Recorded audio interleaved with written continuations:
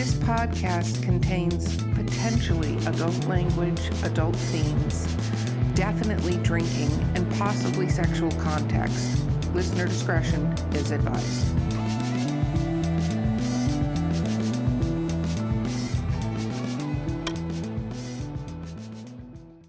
Welcome to Drinking with Authors, the podcast. I'm your host, Erica Lance. My co-host today is the amazing C.R. Rice, and our guest is Linda Rosen. Woo! First, I'd like to say, don't forget to like and subscribe because we want you to. You can also leave us a review. And if you want to suggest an author or ask a question or just send me, fan, not hate mail, you can do so at drinkingwithauthors@gmail.com. And our sponsor today is Skunk Brothers Spirits. I'm actually partaking in one of theirs. And you can get their coupon, DWA10, gives you 10% off of everything at skunkbrotherspirits.com, veteran and brother owned. And with that, I made a postie for myself to remember all of this. Let's talk about what we're drinking. So in some Drinking with Authors swag, which Linda, you get for being on the podcast. Oh, nice. I have mixed the lightning with natural. I know I keep going for the lightning. It's okay. I'm like halfway through that bottle. I'll get there eventually. It is powerful shit. This is like our second one today. Yeah. Oh my gosh. It's fine. I went from cider to this one. And so this is lightning and natural organic fruit punch. So it's healthy, but it's not healthy. Do not get medical advice from any of us on this podcast. It's a terrible What is place. lightning made? I mean, what is lightning? Literally lightning, like just that straight down to your spine. In a bottle. No. So Skunk Brothers Spirit does a it's moonshine. It's a honey-based moonshine that they do, and it's called lightning. And when I first started drinking it, because it actually, the way when I say this, it makes me sound like an alcoholic, but I do a fair amount of drinking. I have a podcast about this, so I drink. Normally I'm a whiskey girl or a wine person. We're whiskey wine people, but they sent me this lightning, and it's a clear liquor, right? Because moonshine. Like a vodka. I had some of it, and literally I felt like lightning went down my entire spine. Oh, like I was like, it was the funniest thing. How do I drink this? Because I cannot in good conscience recommend drinking it straight to people, but it actually is really tasty. It just was quite potent. And so he's like, oh, you mix it with lemonade and stuff. So I've been mixing it with random drinks. So I have organic, simply fruit punch, and I put it in there, and it still has that same effect. It doesn't matter what I mix it with. Well, don't drink too much of it. We do need to talk to you this whole time. No, it's fine. I'll be mostly fine. Oh, it'll get better. It's okay. Okay. All right. It only gets better from here. Yeah. Okay. CR, what are you drinking? I am drinking. So this one got a little weird because I ran out of grape juice. Okay. So I was doing grape juice and vodka because we're healthy people. So then I threw in some green tea because grape juice and vodka are good. Green tea and vodka are good. Nothing could possibly go wrong. It did. It went very wrong. Why do you do that? Wrong. I feel like you find great combinations, and then you go, you know what would be really good if I totally fucked this up and did something different. Because it's like, when you like two things and you're like, it'd be awesome if these two great things liked each other and made an amazing They're not even friends. They're not even friends. They are not. It's weird because at first it's good, right? Like the first little bit, because I just added that little bit. And then I was like, oh, I got the podcast. Let me just top this baby off. I shouldn't have. I messed up. I should have done just the vodka, a little shot of green tea, good to go. Kind of like a little spritzer, but I didn't. Look, I'm a tea drinker, and green tea by itself with vodka, with not good. So good. It is actually so we good. call it our pestilence drink of our four horsemen. Sweetened green tea with vodka is actually really good. It's good by itself. So good. We do heavily recommend, as long as you're not driving or underage, that you try this and at home. But this sounds terrible, and I do not want anybody to think of drinking along with CR and doing that to themselves.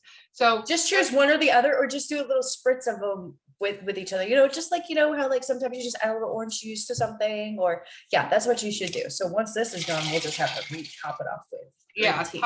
don't top it off, like finish it and then do something else. Linda, what are you drinking that'll probably I'm less drinking offensive? wine. I'm drinking a mellow wine. It's a Sauvignon Blanc from Napa Valley. I love it. I It's love very it. nice and crispy. It's really perfect on a super hot day, but right here in northern New Jersey, it's been raining all day. So what kind of, but it's still very nice and refreshing. I say I can't get into wine, and I have so much wine at my house. I So know. much. I'm gonna help you get into wine because We're gonna do. That's what I'm gonna start doing. Every time I do a podcast, I'm gonna have a new bottle of wine, and we'll see what happens when Chelsea gets wine drunk. No, I don't think that's a good plan. You could do it as a Before you're on spritzer. air. I really do. I'm just gonna throw that. Okay, Linda, before we continue to get sidetracked, tell the audience what you write. Well, CR, my last book was about wine. Cool. I write novels that are set in the not too distant past. They're always about a woman who finds her way, changes throughout the novel. I call them my book club fiction because I really like to have a lot of stuff that you can discuss in a novel. A central theme is that blood is not all that makes a family. And I always have a piece of jewelry. So my first book, The Disharmony of Silence, I had an heirloom cameo brooch. And in my second book, Sisters of the Vine, which takes place in a vineyard, that had a 3-carat marquee diamond. Wow. Okay, so but you have a unique story of when you started writing. So let's jump into that for a moment. Oh, yes. Okay. Well, I really started later in life. Okay. I was nearing my 60th birthday, and I was looking for something new in the creative way, something new creatively to do. I've been a fitness professional for years. I still am. I had choreographed, exercise routines. So that was being creative.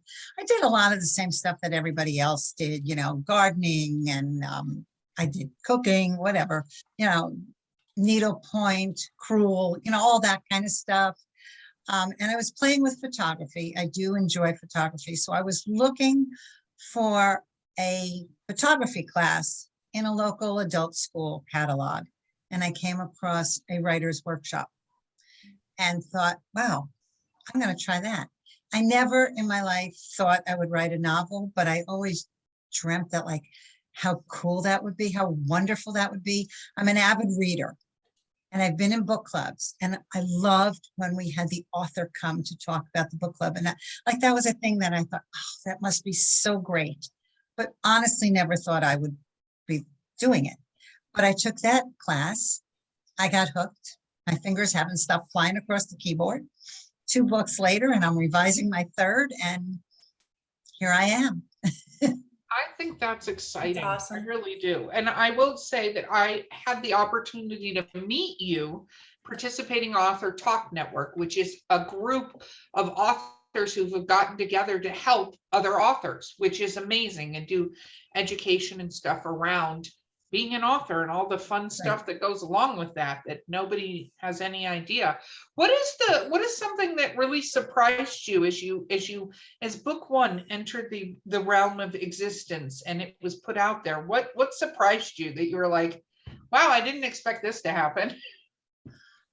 Well, first of all, I wasn't sure I ever expected that to happen altogether. But as coming up to book 1 coming out, I was embraced in the writer community. We had a group called the 2020 Debuts, which was an offshoot from the Women's Fiction Writers Association. And I got involved in that. And from that, I never expected to make new friends of like mind, to have a whole new world. And I honestly do. I have friends, some I've only met virtually, but I really call them my friends. Some I've met in person. After meeting virtually, it's a whole new life, and it's really fantastic. Like my friend Grace Salmon says, we're never done. So that's really what it is. At this stage of my life, I started something new, and I have a whole new life, which really, it's just phenomenal. So, and I think that is completely awesome. I just also love the Author Talk Network and Grace. I love Grace. She's a huge fan of the show, as anybody who's listened to her podcast knows. But let's talk a little bit about your first book. So your first book goes back in history, but wasn't there like a familiar, how did you get there? I remember, and of course, you know, my memory is being assisted here with some lightning, but okay, tell us about your first book, because it really came to me in a fun way. And I don't know about you guys, but when I would read, I would always, and it still happens today, where did the author come up with this idea? What made her or him want to write this story? So I was sitting on the beach on vacation in Hilton Head Island, and I was sitting with a girlfriend and my sister-in-law. And I always like to add who is a girlfriend too, because it wasn't just my sister-in-law and a friend. Okay. But my sister-in-law was telling us about clearing out her mother's house, getting it ready for sale. And there was a painting hanging in the living room that had hung there for years and years. But nobody wanted it. Nobody in the family wanted it. And she didn't want to just toss it out or put it in an estate sale. So she went ahead and Googled the artist and found her living in San Francisco and contacted her and offered to bring her the painting. Oh, wow. And I was sitting on the beach, and my friend and I looked at each other and went, what an idea for a story. So that was the nugget for the disharmony of silence. But of course, I had to create the characters, and, you know, I had to make something about that painting spark the interest in my protagonist, Carolyn. So that's where the cameo came in. I own a cameo. I'm not wearing it right now. I should have. I have an heirloom cameo, and I put that in my mind and in the book on the lady's dress in the painting, because that's what Carolyn notices when she's cleaning out her mother's home, getting it ready for sale. And she wants to know why that cameo looks exactly like the one in her mother's jewelry box. So she and her girlfriend go Googling cameos, and they can't find one that looks exactly the same. There's lots of cameos, but hers is unique. And how come this unique cameo is on that painting and in her mother's jewelry box? So she goes and searches for the artist, and there we go. The book ensues from there.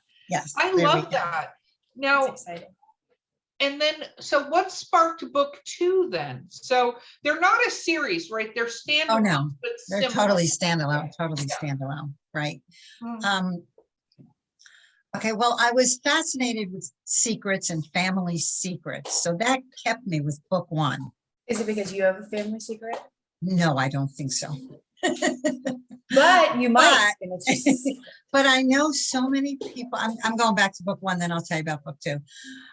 I know so many people who over the years I would find out had these secrets in their families, that they found out the man they thought their father was not their father.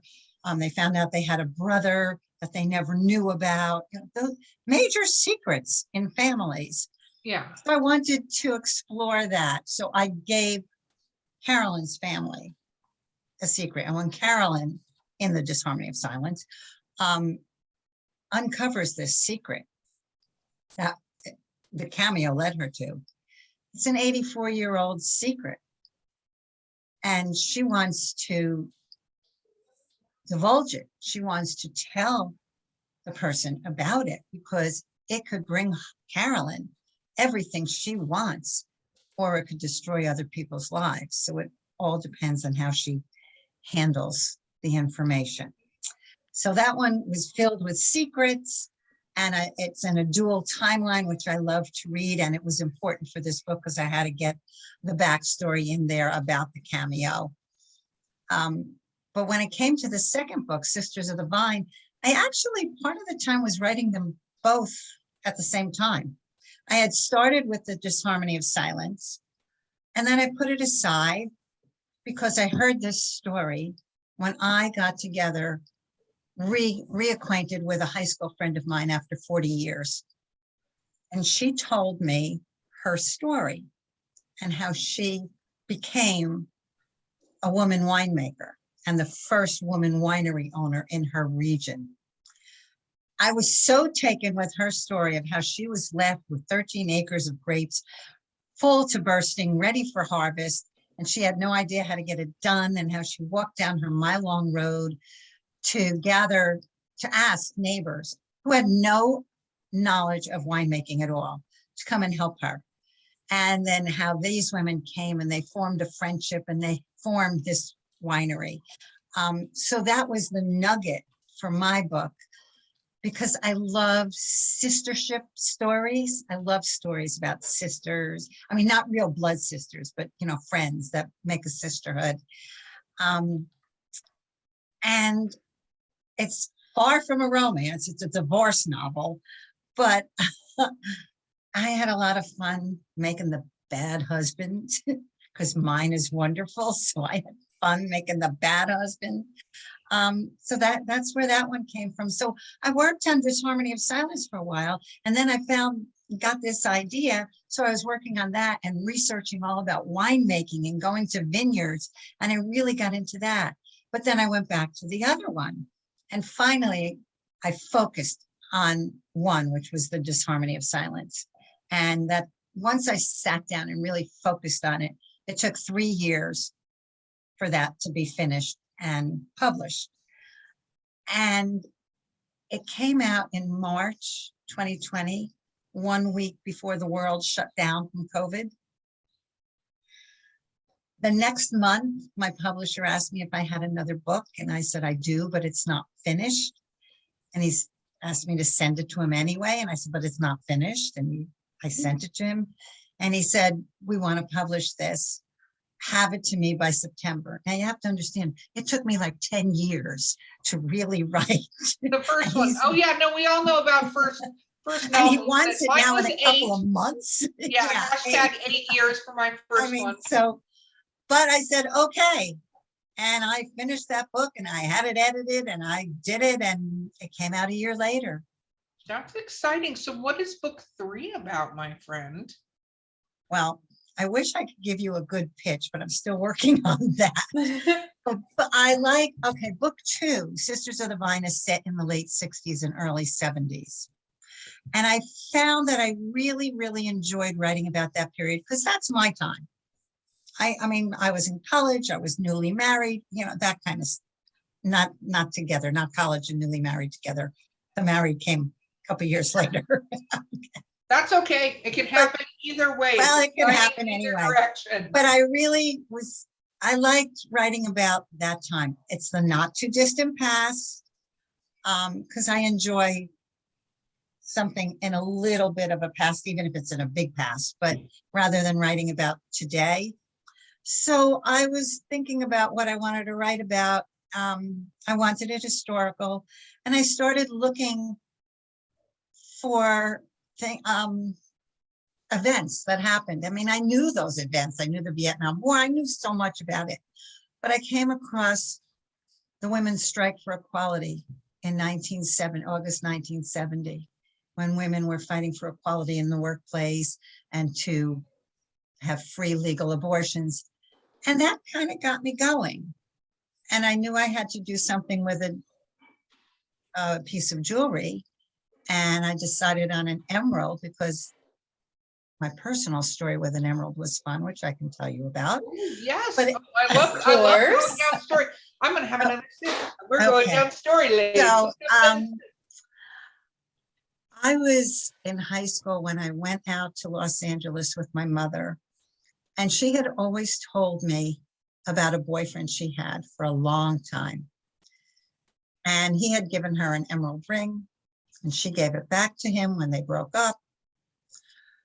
Whatever, but she was still, over all these years, she was still in touch with him. And we found him and we met him and his wife, who happened to have the same name as my mother.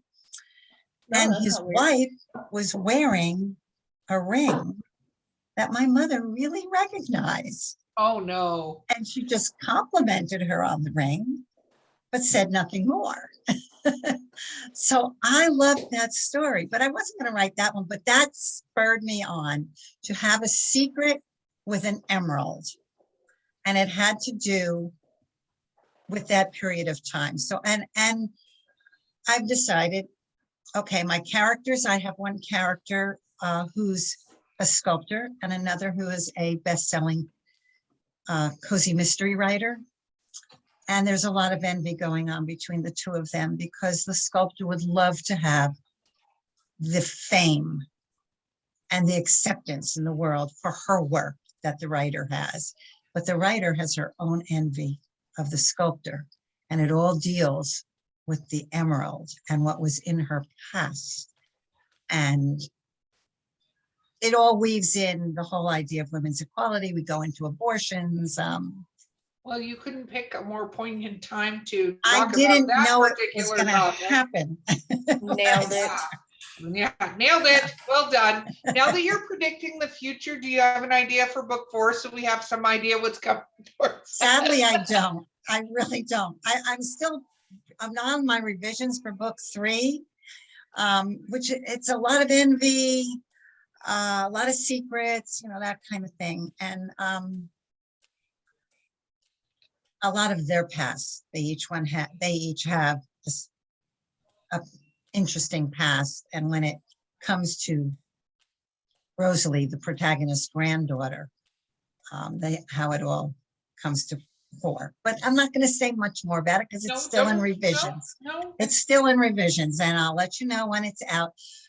And I agree, one time I wonder, I think I have a piece of jewelry that I want to use, but I don't know the story yet. So what is the piece of jewelry for book 4? I'm really thinking of, I have a strand of red amber beads that my great grandmother brought over when she came from Russia. So there's got to be something in there that I'll come up with. I don't know how you don't use your mom's story with the showing up in the wife with the Right? Like that would, even if it was a short story. Weave that into book 4. I'm serious, right? Even if it was a short story, just be like, you son of a bitch. Like, well, okay, maybe, I have that story twisted around in book 3. I do have that story twisted around. okay. I think that's, it's so funny because when you were saying that and you said that whole thing to me, I remember my ex-husband, he asked me for the ring back. It was his mother's wedding ring. And he asked me for it back when we got divorced, which was fine because what the hell are you going to do with the thing? I know a lot of women Sell it. Like, no, keep it, sell it, do this. Melt it down, but make something else. And I was like, okay, because it was his mom. So I was totally okay with it until he literally, and I did give it back because I'm just that person, said to me, yeah, because I need to sell it so I can get a bigger ring for my fiance. Then you're like, holy shit, I forgot I was robbed. It's gone. Well, in Sisters of the Vine, I have that kind of story. Her husband, her mother-in-law gives her 3-carat diamond. And in the divorce, she is told that that's a gift and you keep it.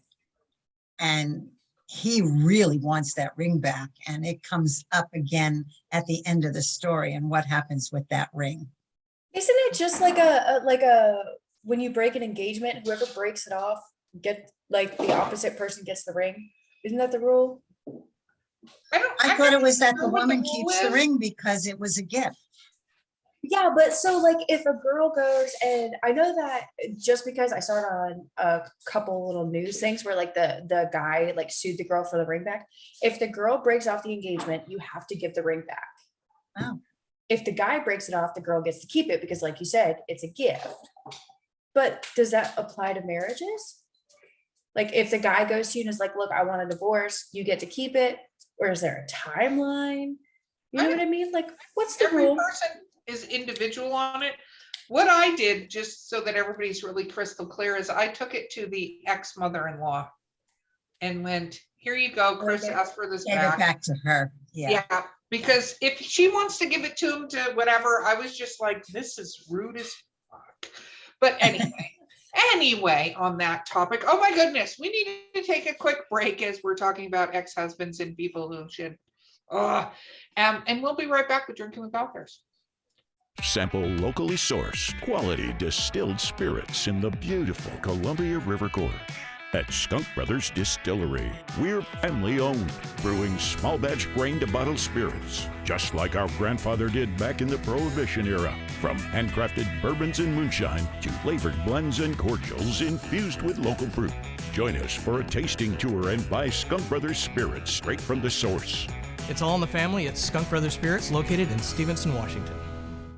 And we're back. So let's talk a little bit about your writing process, my friend. As you know, book 1 took 10 years, but now you obviously are going much faster. What is your writing process like? I don't really have a writing process. where, Oh, you're going to be Chelsea's #1 fan then. There we go. Let's do this. where some people will say I get up at 5 a.m. and, I write while the house is quiet, or I do this, or I have to write at night, or I must write X amount, 1,000 words a day. I don't have that. And I always tell everybody, I need to get my stuff done in the morning. I'm a pickleball player. I'm a swimmer. What is pickleball? What is pickleball? You need to learn something that I'm sure it doesn't Okay, involve a pickle, pickleball but I is feel a- like it should. So Pickleball is a huge sport. Think of a small tennis court, Mhm. and it's a paddle, like a bigger paddle than a ping pong paddle. And think of like a rubberized wiffle ball. Okay, that's the way I can Okay. explain it. So it's a game similar. It's a cross between tennis, ping pong, paddleball. It's a whole cross. It's played on a court with a net. It's a shorter court. It's a faster game than tennis. Yes, these people are decking the shit out of each other. What are you Sorry, I talking- Googled it. And then I found this video and it was like pickleball gone wrong. And I'm like, well, of course Oh, you just have to like glance over that. And this guy, it's a much shorter court than a tennis court. a So when much you said shorter it, I court. thought you were saying it's like tennis court with like a bigger ball or something. Oh, no, No, it's a They're much like in shorter each other's court. face. If you take a tennis court, you can put a pickleball court on either side of the tennis net. It's a shorter net, it's a shorter court, it's a faster game, it's a fantastic game. YouTube it, you'll find it. It's a great Oh, I game. did. Look So up I like pickleball to- gone into wrong. pickleball. Pickleball First is of all, I good. want to know how I've never heard of this. But second of all, how did you get into this? I live in Florida as I like to say, I'm in New Jersey, where I grew up and just raised my family. But when I have to switch my flip-flops to shoes and socks, I head to my house in Florida. So I'm a snowbird, and pickleball is really big in Florida. So Chelsea lives in Florida. I lived there for 30 years. I never heard of pickleball. seriously, No, I just looked it up. It says Joel Pritchard, whoever that is, started to call their game pickleball because of a combination of different sports reminded her of the pickle boat and crew. So apparently she's bougie chick. Does well, rowing actually, the story is that somebody, oh gosh, I don't even know when. The story is that somebody out in Washington State actually started the game, and it's named pickleball because his dog's name was Pickle. yeah, it says they named it after Joel Pritchard's dog. Okay, Good for that's that it. dog. Look Yeah. at him. And it's a really big game, especially in communities, in Florida and all over. I mean, it's probably going to be in the Olympics soon. It's huge. It's huge Which now. side of Florida is it popular Both. on? Both. Oh, I just don't But get it's out even enough. here. I play it up. Out New Jer- enough, I mean, and we're not willing to go outside in Florida. So I think that's part of what the problem is. It Okay. was like a real feel of 112 today. Okay. I'm a well, delicate I'm little not there in flower. the summer. You see, I play it in the beautiful December, January, February, March. There you go, where it's perfect weather. Yeah, yeah. Okay. So you get up and you play So I like to pickleball. get my physical activities done pretty much in the morning, or if I have certain errands to do. And then I find that I'm best if I sit down about 11 o'clock. But then there are days where I feel like I'm not going to go out this morning. I'm going to write in the morning and I'll go for a swim in the afternoon. So that's why I say I really can't say that I have a schedule, but in my head, I make writing dates for myself. And I know which days I'm going to be doing solid writing and which days I may not look at it at all. And on other days, it might be, a little tweaking or an hour, and other days could be 4 hours. You know? Wow. And Yeah, it works. It yeah, just works for me. Well, that's part of what this podcast is about, because there's no right way to do it. There's what's not working for you and finding a way that does work for you.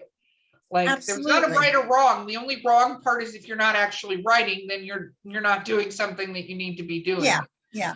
To get I tried to set a schedule, and I said I was going to sit down at 11 o'clock every day. I'll do my exercise and then do it.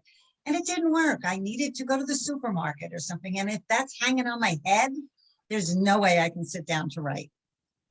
No, that makes sense. That's one of my biggest problems, is if I have a lot of things and I can't write when stressed. I have friends that can write when stressed out. They do so fantastic. Like it's a escapism for them to write, to get out of whatever they're going on. Not me.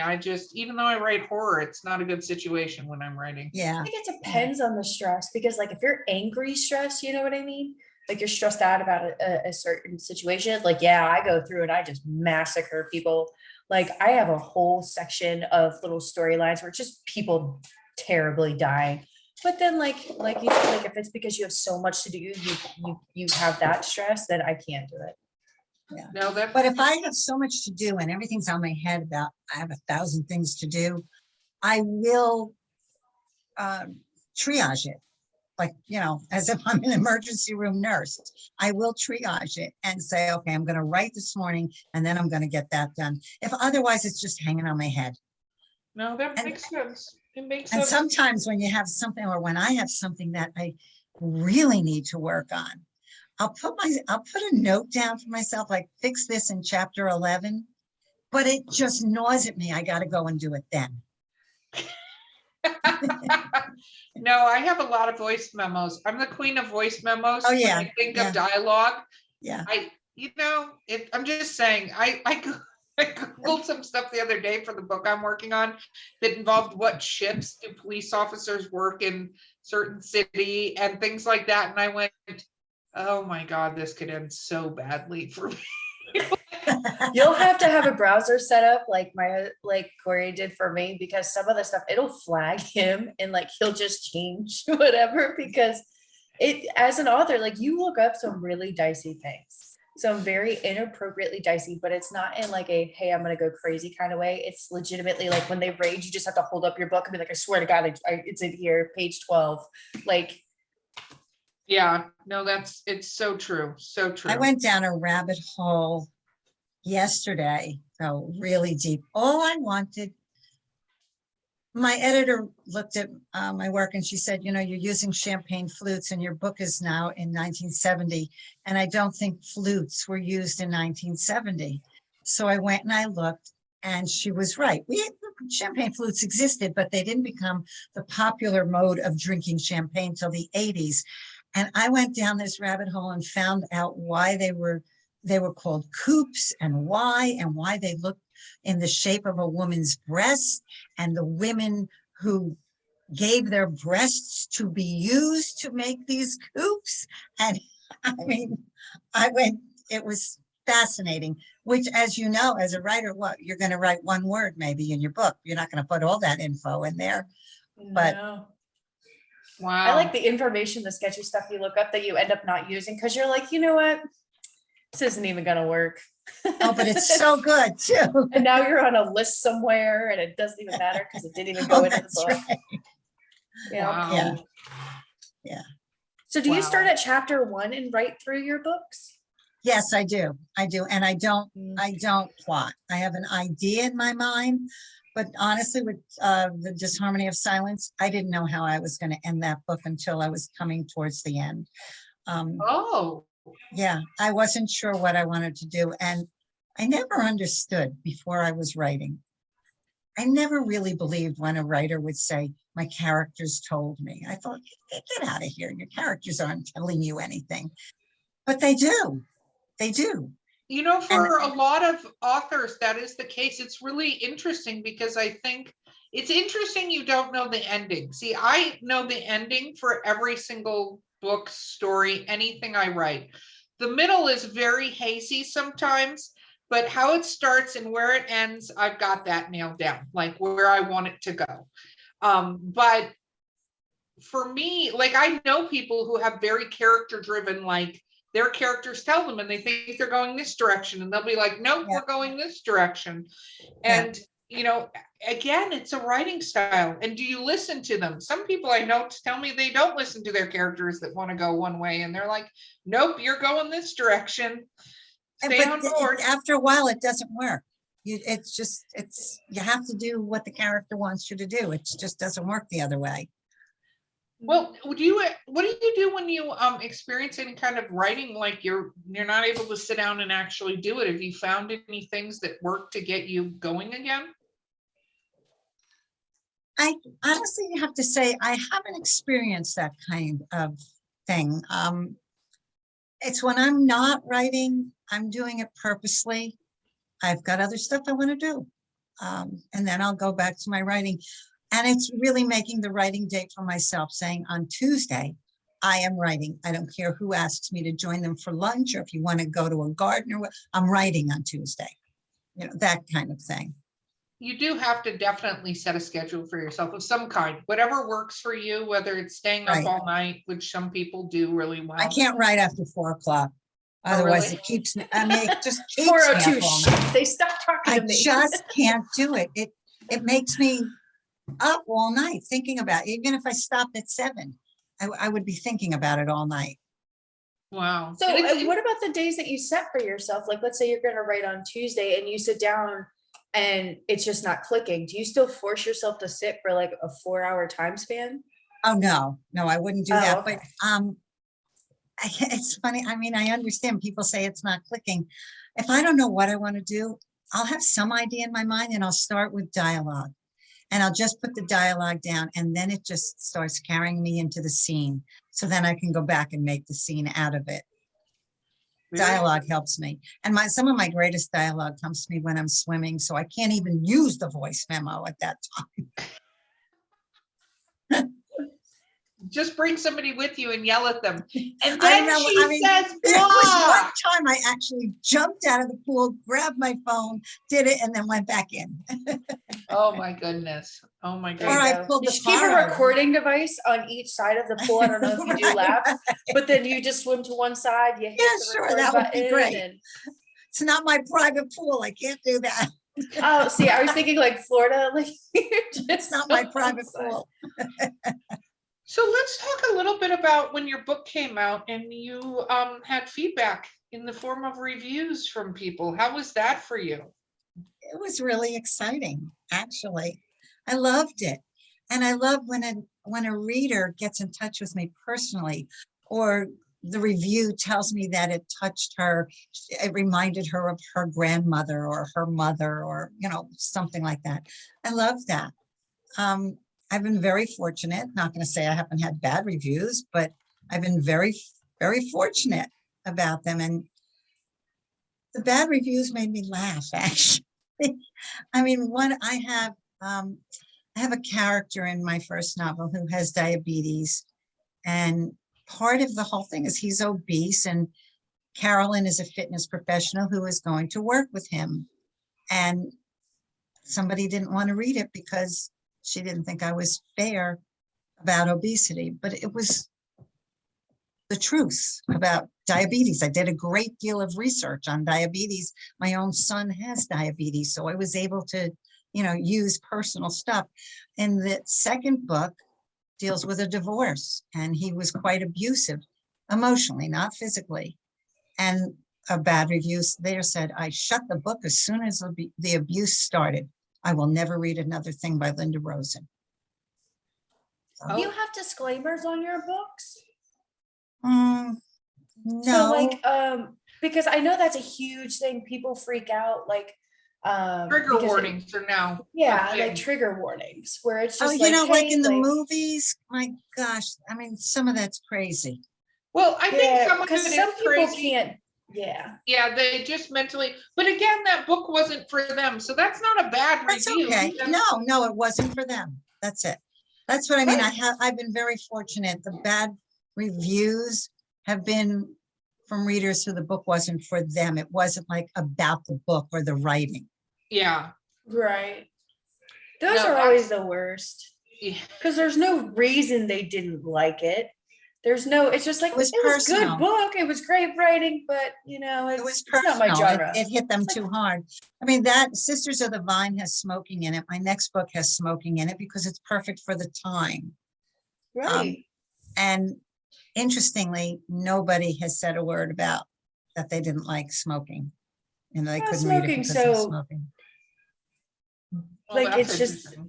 it seems like a natural part of life at this Yeah, but if point. you go watch a movie now and they have those disclaimers that you call it, you know, they'll Yeah, have smoking on there now, which is like, that's very come true. on, come on. Right?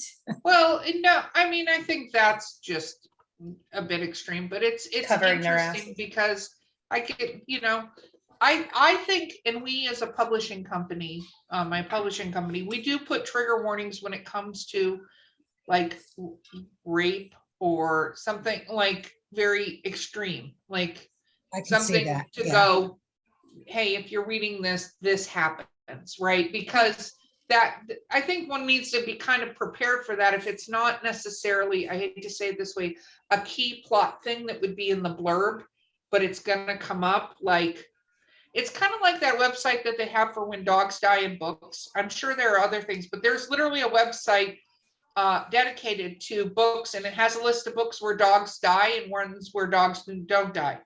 So if you're triggered by a dog dying in a book, because apparently that's way worse than a child or a human dying in a book, by the way. I'm not kidding. There's literally, and I can't think of the name of it. I don't know if you want to Google it, Chelsea, but there is literally a website dedicated to indicating when a dog dies in a book. Oh my gosh. So you can avoid reading that book. Okay. Yeah, which is so bizarre to me, but it's true. And I've talked to a lot of journalists too that actually talk about the fact that people get really upset with news articles about a dog dying versus children A dying. child. Yeah. It's which is- literally just called Does the Dog Die? And it has movies and it has TV shows and it has like books, and they have stretched it so that you can find out if it includes trigger things such as demonic possession, bugs, male crying ridicule, and shower scenes. Shower scenes. Psycho. Well, if Right, those are Gabe. I triggering mean, for you, Psycho's a much better shower scene than, Anything. yep. oh my But you goodness, can go that's and add crazy. things, and you can mention if they're some of these triggers are kind of weird. It's That's like, okay.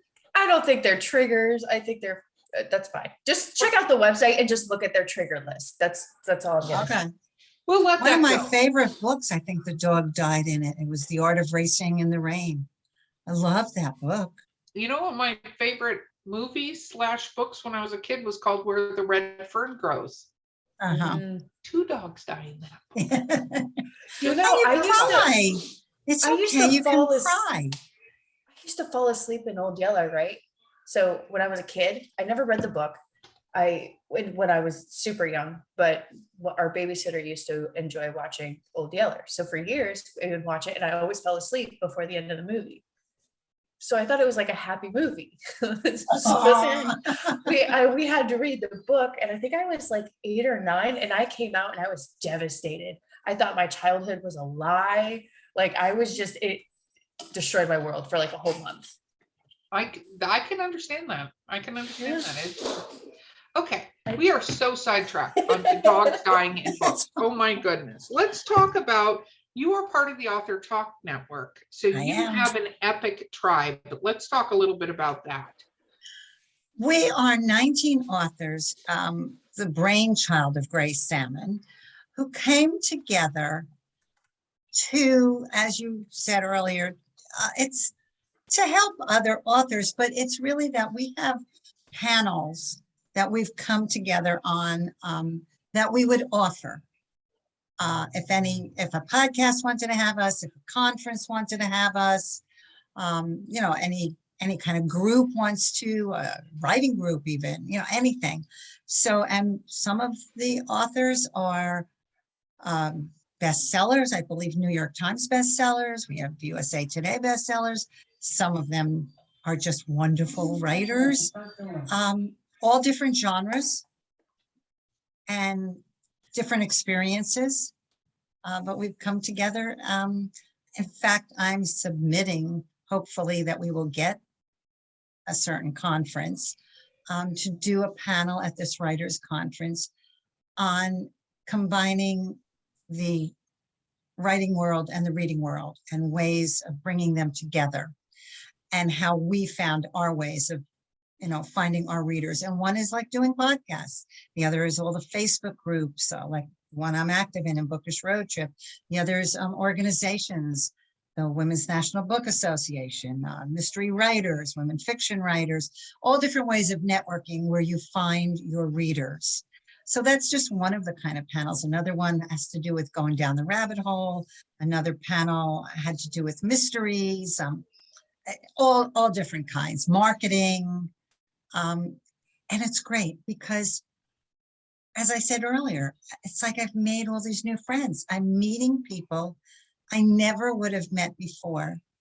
Zoom has a great deal to do with it because COVID brought us to Zoom and we found each other. And as horrible as COVID has been, it's got silver linings in it too, if you are willing to take advantage. And I've been very blessed from Zoom.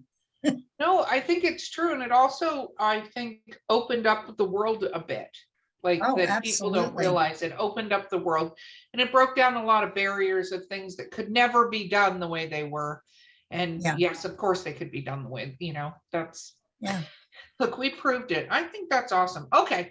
We have to wrap up this podcast. Can you believe this it? Was fun. Time is flying, man. Okay, Linda, you got to do shameless self-promotion. Tell people about your books and where to find you and stuff like that on the socials. Okay, well, my books, as I said, are The Disharmony of Silence and Sisters of the Vine. You can find me at linda-rosen.com. All my stuff is on there. All the podcasts I do, all the interviews I've had, everything. You can sign up for my infrequent newsletter called Linda's Tea Room. I promise not to invade your inbox. I'm on Facebook at Linda Rosen Author, or actually under Linda Leibowitz Rosen, which is my maiden name because I joined Facebook before I was even writing. That is awesome. And Instagram is Linda Rosen Author. Twitter, I don't use much, but it's L Rosen Author. And please, I would love you to follow me on BookBub. Ooh, yes, BookBub. Yes, awesome. Very cool. Linda, it has been amazing having you on this podcast. Thank you so much for being here. This was a joy. I'm glad we clicked again, Erica. Thank you. And thank you. Yes, CR. No absolutely. Okay, guys, this has been Drinking with Authors. I've been your host, Erica Lance. Our sponsor today has been Skunk Brothers Spirits. Coupon code DWA10, and CR can stop wipe that smirk off her face because I got it completely right and I didn't mess it up this time. My amazing co-host has been CR Rice, and our guest has been the absolutely brilliant Linda Rosen, and we will see you guys next time.